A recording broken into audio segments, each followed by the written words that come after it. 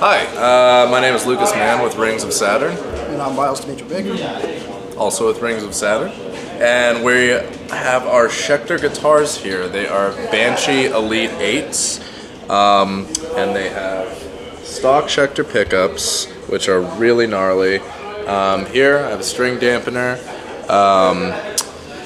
The necks are super thin. The strings go through the body to get nice tone and sustain, and yeah, mine is a right-handed guitar. Mine is left-handed. So yeah, it just has a. Do you know what finish yours has? the finish, yeah, it's the natural gloss finish with the flame maple. Yeah, mine's just the natural wood, not glossy, just down to the bare bones. Well, quite frankly, I started playing on Schecter guitars. That's how I learned how to play guitar.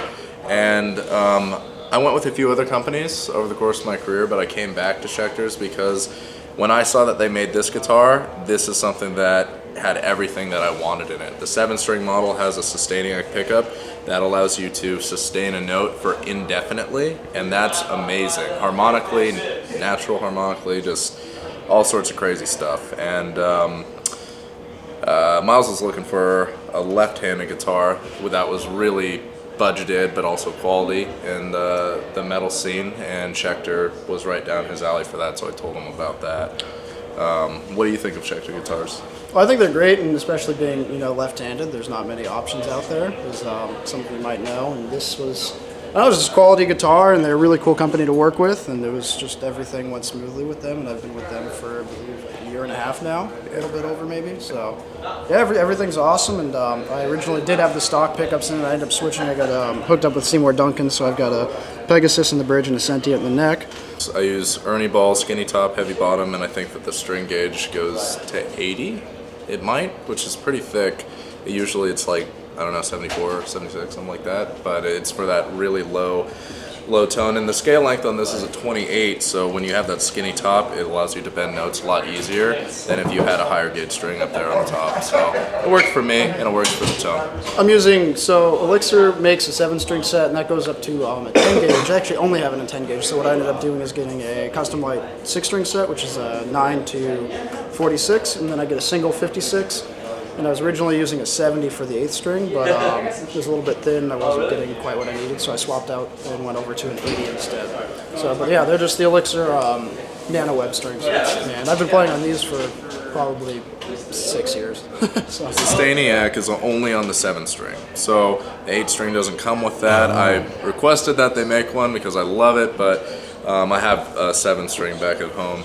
As far as the pickup position that I use, I only keep it down, which is just the bridge pickup, and we play so fast live that it's really hard to switch up to the neck for like all those really smooth buttery leads, but our tone pretty much accommodates for that from what we use on our setup. I'm generally playing in the bridge position, volume knob up and tone knob up. Occasionally, depending on if it's kind of like a gentier riff, so to speak, I'll put on like the coil split, because that creates like a real cool, just kind of bitey tone, and I like that a lot. I don't do that too frequently because it only really works for like specific types of things. At least within this style of music, it works for just a little, I don't know, genty kind of things. So what we have set up for our live setting is we only tour in a van, no trailer, so we don't have cabinets. We just only have a rack with an interface, power conditioner, and a laptop. Through the laptop, we run bias effects, and our signal chain is automated through Pro Tools to where we're able to automatically switch tones throughout our songs. And it's mapped out so our drummer's hearing the click, synths and 808s are going to front of house, and our guitar tones are changing, all lined up to a map.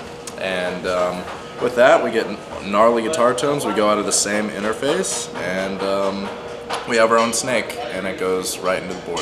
So, unfortunately, yeah, we usually like to go for that really harmonized sound, but the pedal doesn't really work automated. Like, it's really hard to automate bias effects, so the automation is actually done in Pro Tools. We're running like 6 bias effects at the same time and doing mute automation to change tones.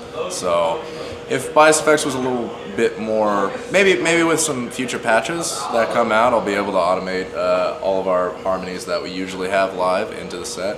But as for now, we're just making do with Pro Tools Automation. So other than that, we use delays and reverbs and stuff for like solos. We use like different amps and signal chains for clean tones, with lots of reverb and delay, of course. So it's pretty straightforward. It's just metal stuff. Thank you guys for listening to all of our equipment and what we run live. We're going to be having an album come out over the summer. It's new, and hope you guys listen to that, because you should.